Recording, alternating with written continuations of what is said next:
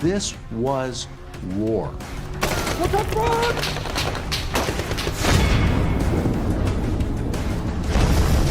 There were half bodies of children and people all over the street. If you were in his way, you were getting shot.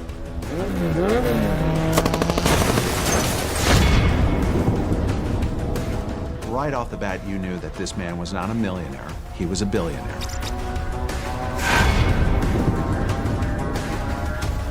They put their lives on the line every day.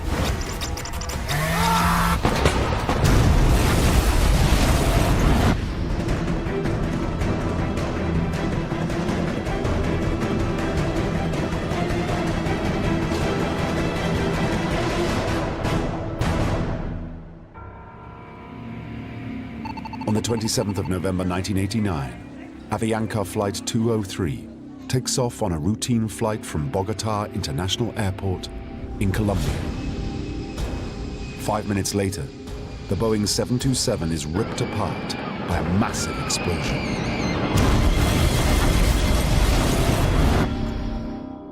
"110 people are killed." The death certificates read, cause of death, blunt trauma due to falling from aircraft. The plane exploded in midair and then crashed. And I am sure that while the plane was going down, many people were still alive on that plane. Colombian accident investigators soon established that this was no tragic accident. There was a cassette recorder where somebody was duped into believing that when they maintained a certain altitude that they would turn on that cassette recorder and they would receive certain instructions, and what it really was an explosive device. The Colombian authorities realized the target of the attack was presidential candidate Cesar Gaviria, who canceled his flight at the last minute. Gaviria has staked his political career on denouncing Colombia's most infamous cocaine godfather, Pablo Escobar. Imagine one man ordering the destruction of an aircraft, and well over 100 people on board had to perish because of his one desire to kill one man. 2 of the dead held US passports. Escobar's indiscriminate slaughter has laid him open to the full weight of American justice. There was always a big effort to capture Pablo Escobar, but this placed it on a worldwide scale, because at that point in time, you can charge somebody with terrorism, which creates a much, much greater jurisdiction when it came to American authorities and charges that you could pursue against an individual. The destruction of Flight 203 is the latest outrage in a brutal criminal career that began when Escobar was just a boy.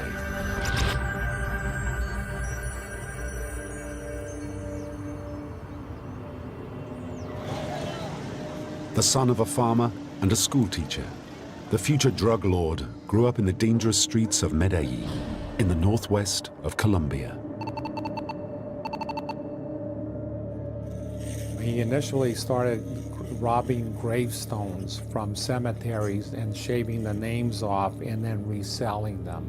He was known to local law enforcement. He was a car thief. He was a bit of a thug, juvenile delinquent, if you will. That was his background. But he soon realized there was a better way to make big bucks: smuggling cocaine. At the time, cocaine was grown and processed in Chile, Peru, and Bolivia. Then the marijuana smugglers of Colombia began to take an interest in this more profitable drug. They started to bring in cocaine from Peru, from Bolivia, and converting it into cocaine hydrochloride. And then from there, they had access to the Caribbean Ocean, and they were able to use some of the Caribbean islands as transshipment points into the United States, principally southern Florida.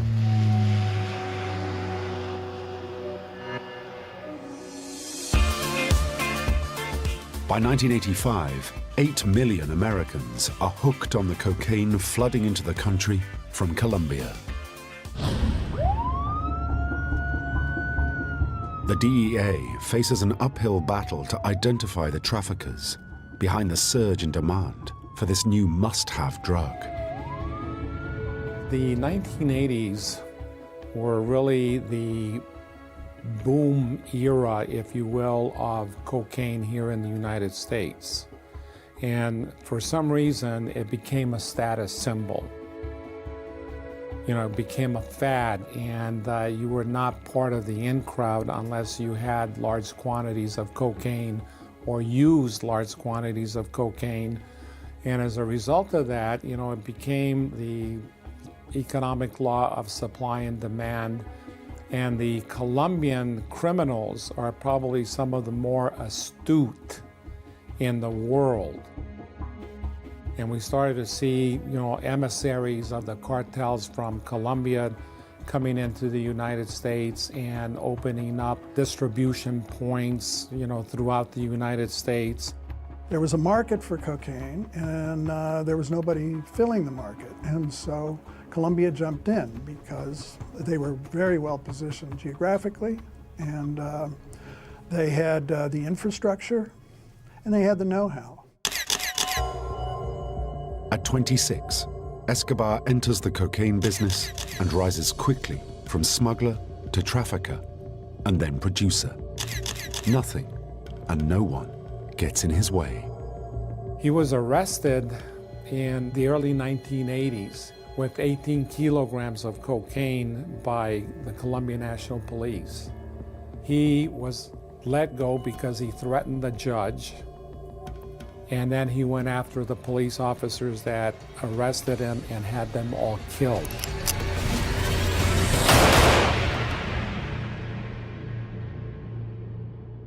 Escobar became very powerful because he was willing to do whatever it took to advance the cocaine business. By the mid-1980s, he is head of the powerful and infamous cocaine organization known as the Medellin cartel, and the payoff is colossal. Pablo Escobar's organization was huge. He had the money to make it huge. Forbes magazine came out with their richest men in the world, and he was right near the top of the list. So right off the bat, you knew that this man was not a millionaire, he was a billionaire. Escobar flaunts his immense fortune by building a vast luxury estate in the hills near Medellin. The ranch had 9 man-made lakes, water slides, life-size dinosaurs made out of fiberglass. We estimate that he easily spent, you know, maybe about $10 million in constructing that ranch. It made me angry because I knew that the mortar and concrete of that entire structure had come from blood money. The cocaine godfather's tainted millions buy more than just fancy homes. He uses them to win the hearts and minds of the poor, paying for food banks, hospitals, and homes for slum dwellers makes Escobar a hero. Pablo Escobar exploited poverty. But he was doing that not for altruistic, but for very selfish reasons, to make sure that the people weren't selling him out, that they looked upon him as the Robin Hood, and he had places to go and hide then if necessary. Escobar is so convinced that his Robin Hood image will make him untouchable, he takes the extraordinary step of entering politics. He wanted to be elected to office, so it would bring some sort of legitimacy to Pablo Escobar. Escobar's money has bought him so much popular support, he's a shoo-in as a local representative to the Colombian Congress, a position that guarantees immunity for past crimes. But then the Escobar roller coaster hits the buffers.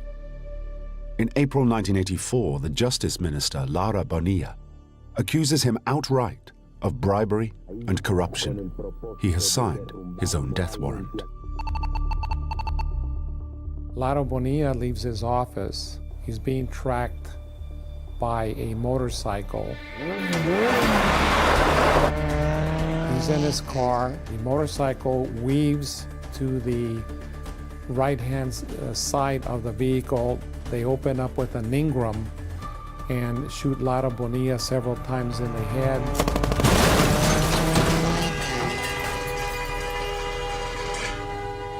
The shooter was 16 years old, and the driver of that motorcycle was 19 years old. That would be equivalent to very young teenagers assassinating the Attorney General of the United States. Lara Bonilla's murder sends shockwaves through Colombia. It seems Escobar has finally gone too far. And then the game changed completely, because then Escobar had directly attacked the Colombian government. And that was something that no sitting president, no sitting Colombian government could tolerate. He realized he lost his protection. That's when he turned to violence big time. It's almost like he lost his mind with it. Violence became his cause célèbre of the day, and if you were in his way, you were getting shot.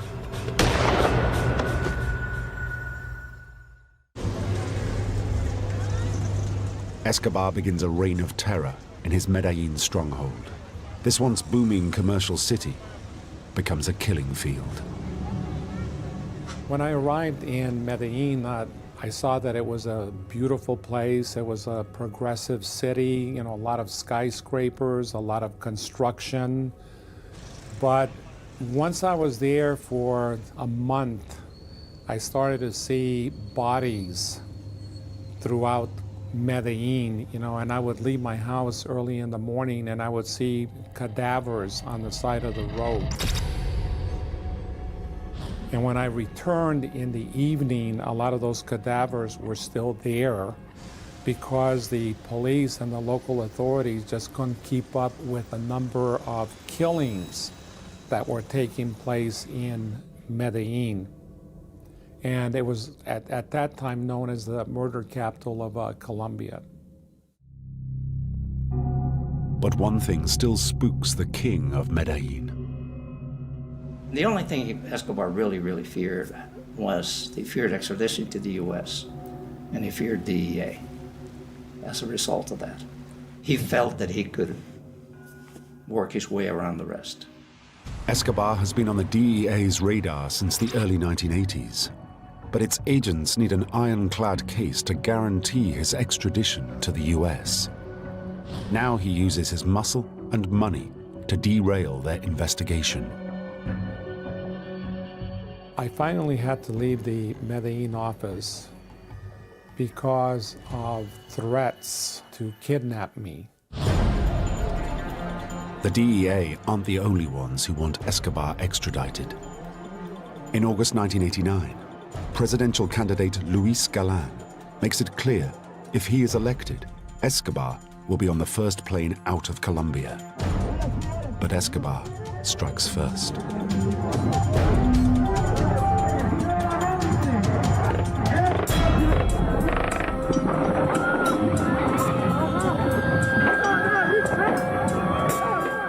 Galan's murder launches open warfare between Escobar and the Colombian government. I had never, ever seen organized crime try to take down a sovereign government the way he did. Unprecedented. Hasn't occurred since. Escobar's attack on the authorities in Colombia goes hand in hand with a tidal wave of his cocaine reaching the United States. The more that comes in, the more the price goes down, until millions are hooked. The addiction rates were skyrocketing. Cocaine became an epidemic of tremendous proportions. The order goes out to the DEA to focus all their efforts on taking Escobar down. Special agent in charge, Joe Toft, finds himself leading the hunt. I thought I was very well prepared for Colombia. It didn't take long for me to realize that I wasn't that prepared. From day one out there, the seizures, the bombings that Colombia was experiencing because of Escobar and his efforts trying to intimidate the country, I mean, it was much greater than I thought it was. If anyone can get Escobar, it's Joe Toft. Joe Toft would be classified as a hard ass. He was a compassionate hard ass, but he demanded success. And in this case, he made sure that no stone was left unturned. The DEA has no authority to arrest Escobar in Colombia. Instead, they work hand in hand with an elite new Colombian police unit. This is the Bloque de Búsqueda, or search block. In my opinion, to be a member of the Colombian National Police and assigned to the Bloque de Búsqueda in the search for Pablo Escobar at the time was one of the most dangerous jobs in the world. But any unit is only as good as its leader. And the Colombian police find just the man, a lean, no-nonsense police colonel called Hugo Martinez. The leadership has to be from a person that's completely committed to the cause. He's going to know that Pablo Escobar is going to try and hurt him through his family. And Martinez proved to be that man. Martinez has a personal score to settle. In 1989, Escobar's men murdered his best friend. His task is immense. Informers working for Escobar inside the Colombian National Police threaten to reveal every move he makes. He's a very fine, noble man, a great leader, a man of undoubted integrity, and I think that very much helped to keep a lid on the confidentiality of what they were doing.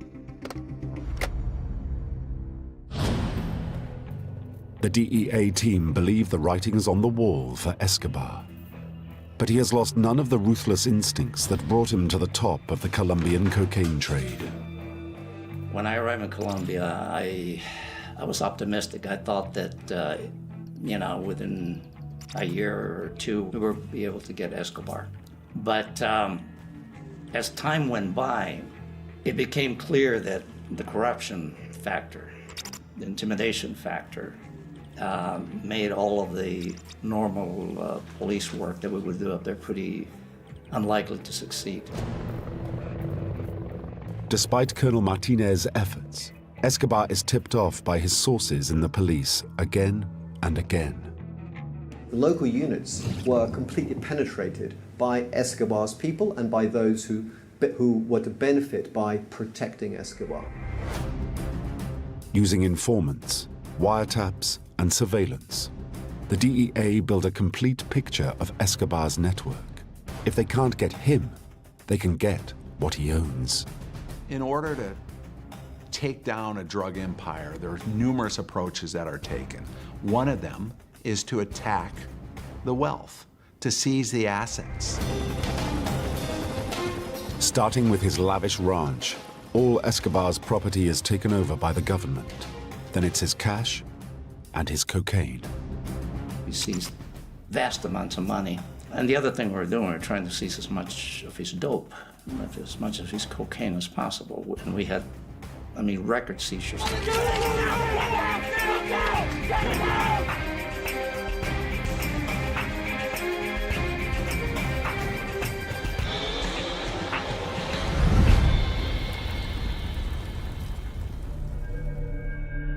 60,000 kilos of cocaine and dozens of Escobar's top men are grabbed by the police.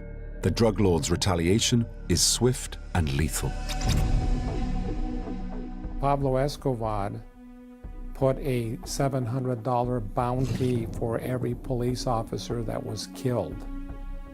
And they just started killing police officers like it was going out of style. And that started a savage war. There was slaughter on the streets. And Medellin became a battleground between the drug traffickers and, civil authorities.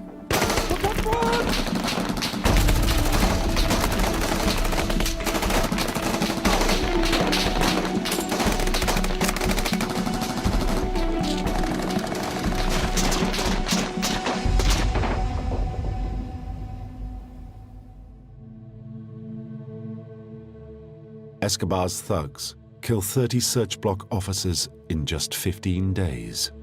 By 1991, a total of 457 police have been gunned down in Medellin. The police officers that we trusted out there, that we worked with, were incredible. I mean, they put their lives, their families' lives on the line every day. For Joe Toft, the loss of so many Colombian colleagues is almost unbearable. I mean, I remember one particular funeral. I was right close to the casket, and the stench, because they don't use embalming out there. And I saw this poor woman who was pregnant, probably 8 months pregnant, hanging onto the casket as they brought the casket and crying, with a little baby, probably a 2 or 3 year old baby, you know, that she's dragging with the other hand. I mean, I went home and cried. Just, you know, it was horrible. Escobar isn't just targeting Colombian police officers. At the top of his hit list is the DEA chief himself. There were 2 occasions where he put a price tag on my head. And DEA wanted to pull me out of the country. The ambassador said, "You're done here." And I fought it. Here I was working with the Colombians. I was asking to do this. I was providing them intelligence, and they're getting killed. And then there's a threat on my life, and I'm gonna leave Colombia. Escobar has always been able to kill or threaten his way out of trouble. But the blood flowing in the streets of Medellin turns the tide against him. His misbegotten thought, if you will, was that, hey, by doing that, he would buy some time for himself, or he would scare off the authorities. In fact, quite the opposite happened. It just angered people that much more, and they were going to get him one way or the other. And in Joe Toft, Escobar has a relentless enemy. I didn't want to leave Colombia without Escobar being either in jail or dead. As the DEA and search block step up the pressure, Escobar blindsides them with a move no one expected. On June 19th, 1991, he hands himself over to the Colombian authorities on the condition they deny US extradition requests. The DEA can only watch as a helicopter flies him out of their reach to a private prison. When Escobar turned himself in, we were extremely disappointed because we felt that we were really getting close to him. It was just a matter of time. Sentenced to just 8 years on a minor drugs charge, the authorities think Escobar will be harmless behind bars. As much as the DEA did not approve, you have to understand that the government of Colombia was facing a situation they had never seen before. No government has ever seen it before, where a man was setting off explosives, paying off politicians, killing politicians, killing journalists, killing innocent civilians. What were they going to do? They were searching for a solution. From day one of his jail time, it's obvious that Escobar isn't going to suffer behind bars.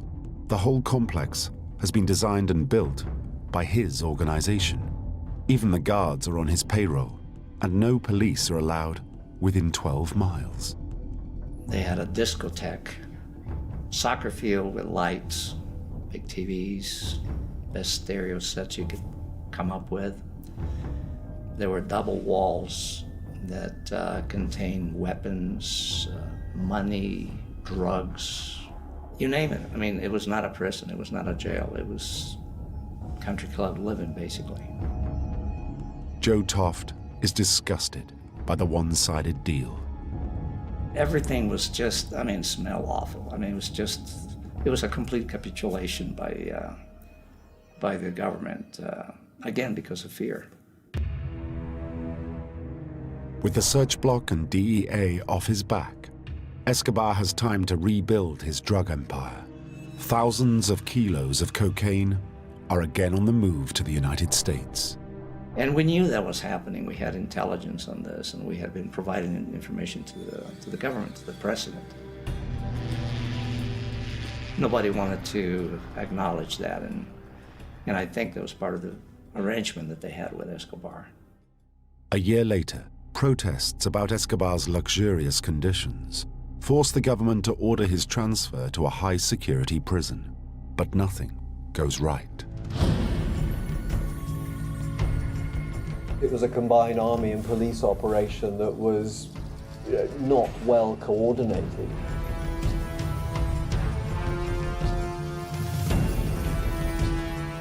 Tipped off by his informants, Escobar is not ready to go quietly.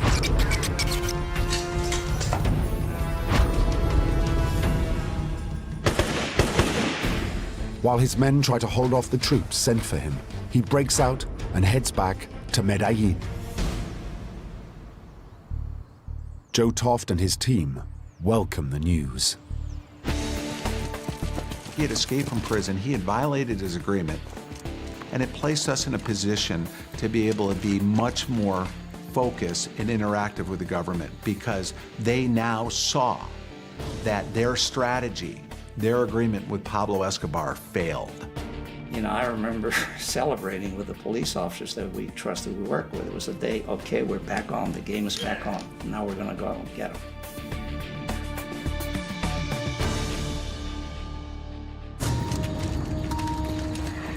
Once again, the elite Colombian search block unit and the DEA are back on the hunt.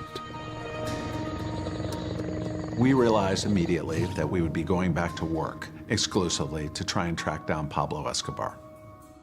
The Colombian government realizes there can be no more negotiation with Escobar. The $1 million reward for his capture is increased to $2.7 million by the Bush administration. But finding him won't be easy. Escobar enters an underground world of code names and aliases, of safe houses and ever-changing radio frequencies. He did it successfully for quite a while, you know, running around in that taxi, you know, with different costumes or whatever. But a new asset helps the DEA penetrate the fog of secrecy that has fallen over Escobar. Codenamed Centrospike and operated by a top-secret US Army intelligence unit, this is a flight of specially converted civilian light aircraft. Their state-of-the-art radio direction finding equipment homes in on Escobar's radio telephone calls. The role of the US in terms of providing the high-tech capability to track the phone calls, it was clearly absolutely crucial.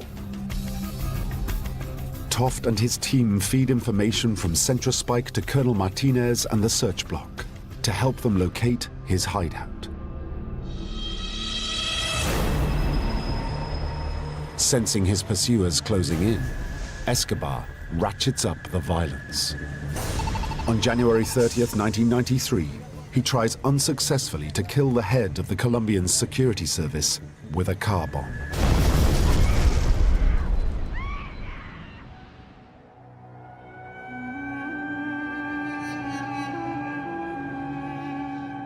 His car was going by, and his car was a bulletproof vehicle. It blew the car to one side. There were half bodies of children and people all over the street that were waiting for the school bus. And when you see that, and you still think the guy's a Robin Hood, it's hard for me to, to understand that. 21 people are killed, many of them children, and dozens more terribly injured. By now, Escobar isn't only being hunted by the DEA and the Colombian government. Rival drug traffickers want him taken down too.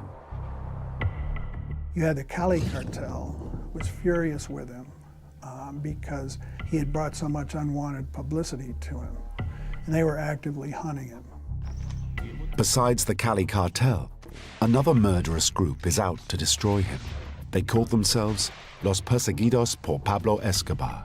those persecuted by Pablo Escobar, or Los Pepes for short. Escobar can thank his own brutality for bringing Los Pepes into existence. Escobar had finally made enemies of his closest lieutenants by having them, having their legs sawn off with chainsaws in his presence. Well, obviously he made enemies of them as they died, but of their families and those around him. The fact that many Los Pepes killers had been part of Escobar's organization gave them a huge advantage. They knew about Escobar's infrastructure. They knew most of the people that worked for him. They knew pretty much everything about him. And so they systematically went out and started to hunt down Escobar's entourage and his remaining followers, and either took them out of commission or killed them outright. Now, for every one of Escobar's attacks, there is a Los Pepes revenge killing. Walls started to crumble for Pablo. His attorneys were killed, his associates were killed. Other members of Pablo Escobar's distant family were killed.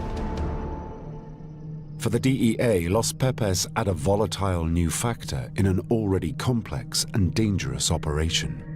When we became aware that who the Los Pepes were, it was very important for DEA to recognize that and not in any way get tainted by the Los Pepes.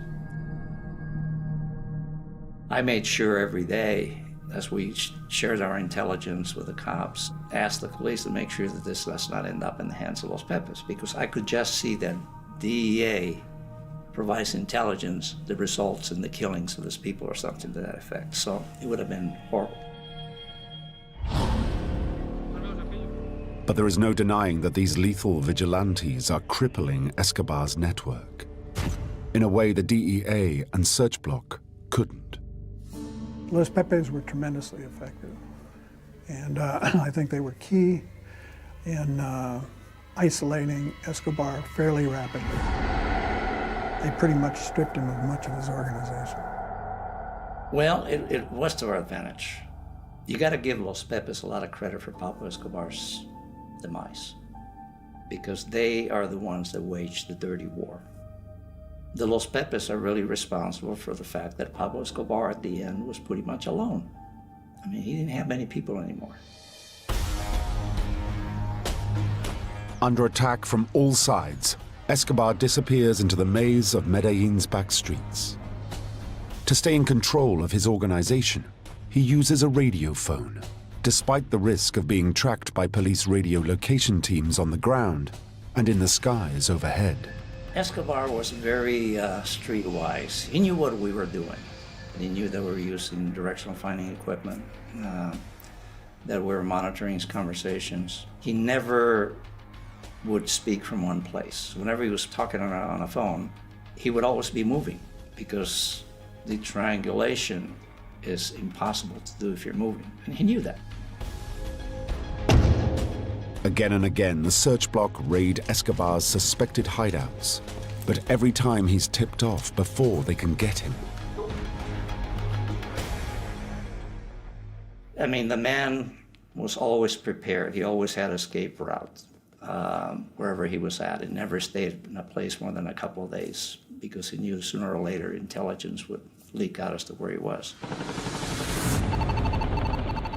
Then on October 11th, 1993, CentraSpike intercepts a call from Escobar to his wife. Triangulating on the signal, they pinpoint the location to an isolated farmhouse. Immediately, Colonel Martinez orders his Search Block to mount an operation.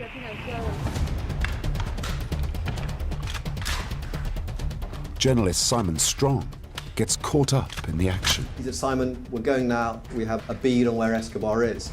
It was just a sort of a slow afternoon, and suddenly one's drawn into the operation, going up a mountainside. As the ground force close in on his hideout, US monitoring aircraft can still hear Escobar on the phone. The assault team gets the command, go. The keyed-up troopers burst into the house, ready for an intense firefight. But there is no sign of their prey.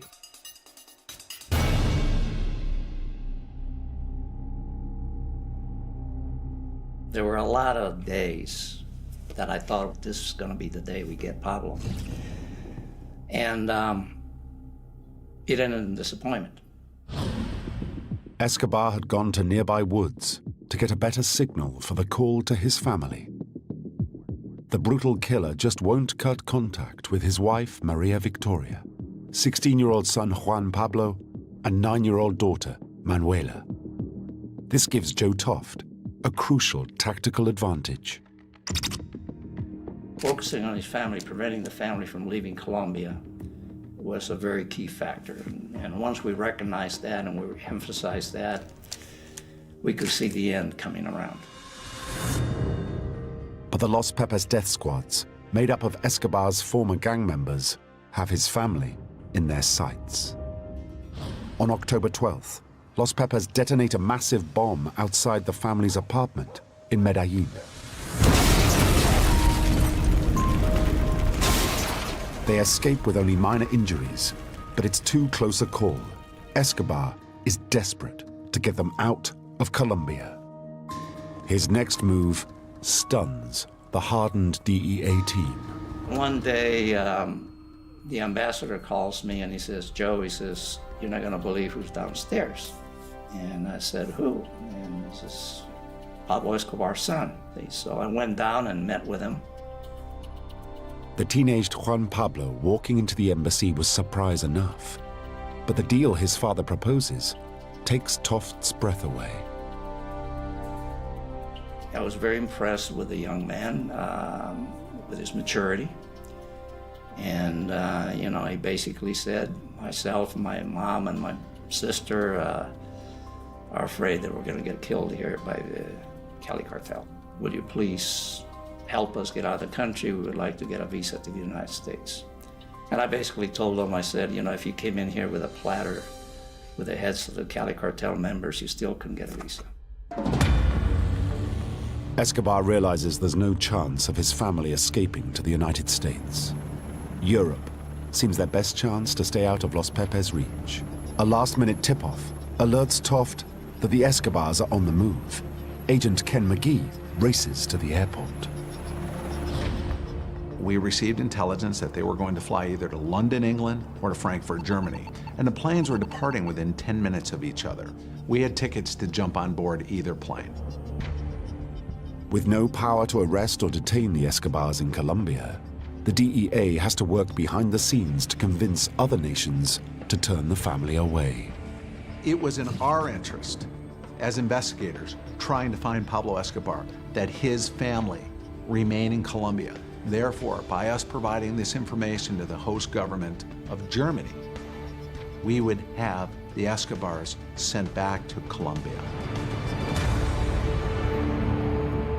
During the flight, McGee secretly photographs the Escobars.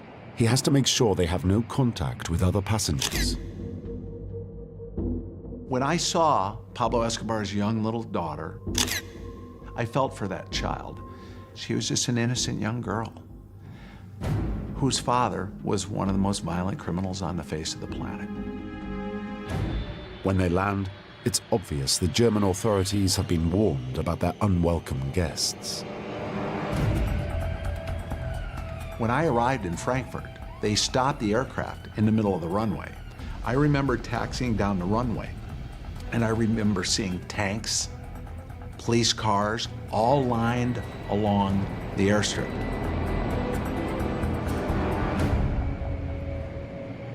And they escorted the Escobars off the aircraft and took them into a quarantined area, so to speak, in regards to determining what they were going to do with the Escobars.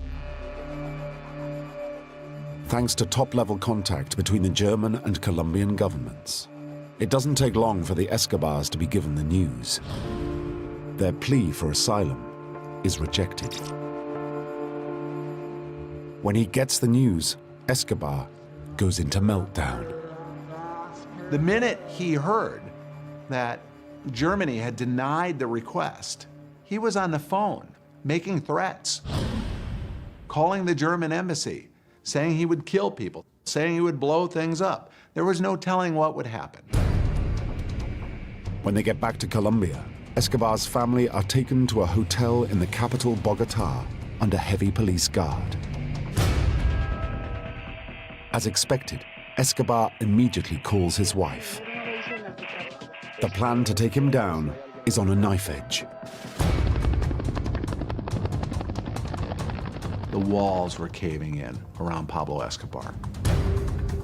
He was taking more risks. He was making more phone calls. He was also becoming more threatening in his tones. His acts of desperation made us feel that we were getting closer and closer and closer.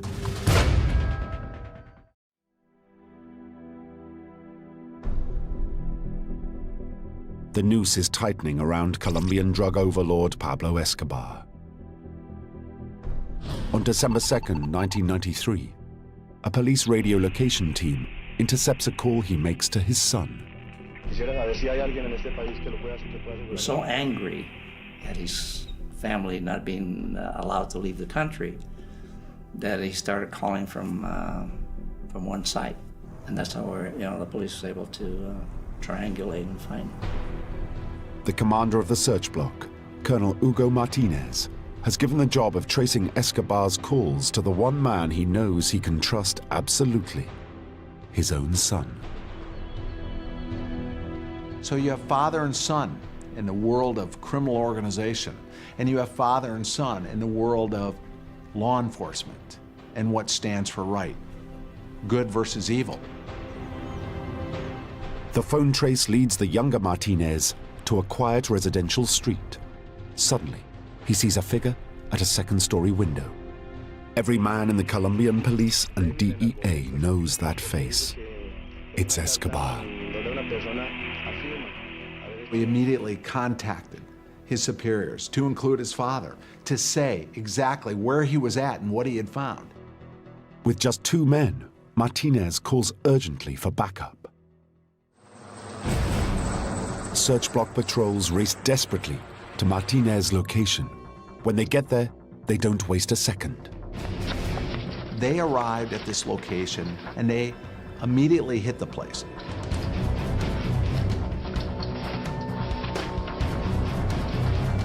Even when cornered, Escobar shows how dangerous he can be. He was armed with 2 semi-automatic pistols.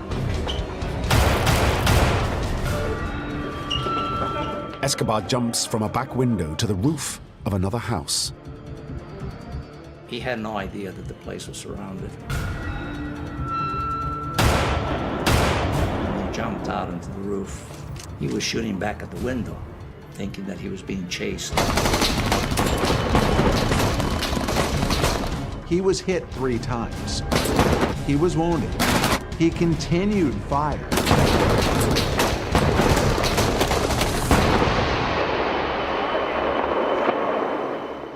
Escobar goes down in a hail of fire.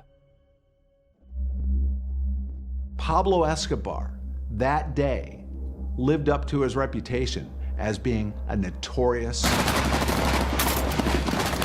cold-blooded killer that fought to the very end.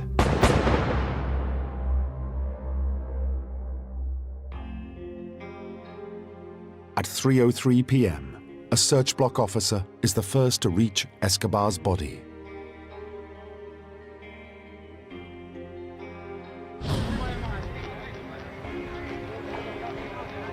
When Pablo Escobar was killed on that rooftop, the very first message transferred over the radio was, "Viva Colombia, matamos a Pablo Escobar. Long live Colombia, we've just killed Pablo Escobar." The men of the search block have at last settled the score. They were elated, they were ecstatic, they were jubilant. You could use many words to describe how they felt, but one word most importantly is that they were proud. 150 miles away in Bogotá, Joe Toft gets the news he has been waiting to hear for 6 long years. I screamed, I said, Pablo is dead, you know. Pablo is finally dead. I was ecstatic. The news of Escobar's death is flashed to Washington, and for the DEA, it's mission accomplished. He had become a cancer to Colombia, and people were tired of his brand of terrorism because he was a narco-terrorist in every sense of the word. Escobar was a monster. I wish he would have spent the rest of his life in prison. I mean, that's what I wanted. But he deserved what he got.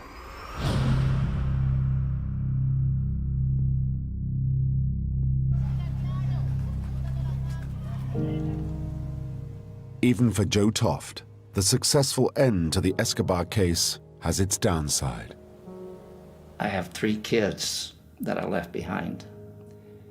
And to this day, I feel guilt for my first marriage, you know, of having left them. And if I had to do it over again, I would not go because of my kids. Other than that, for me, I mean, I had the greatest job in the world. I was the head of the office going after Pablo Escobar.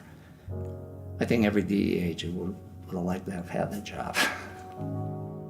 The death of Pablo Escobar has given new life to Colombia. There are many people that think of Colombia, and the first thing they think of is Pablo Escobar and drug trafficking. But that's not true. He was a major deal in Colombia, but Pablo Escobar is not Colombia, and Colombia is not Pablo Escobar. The people of Colombia are wonderful people.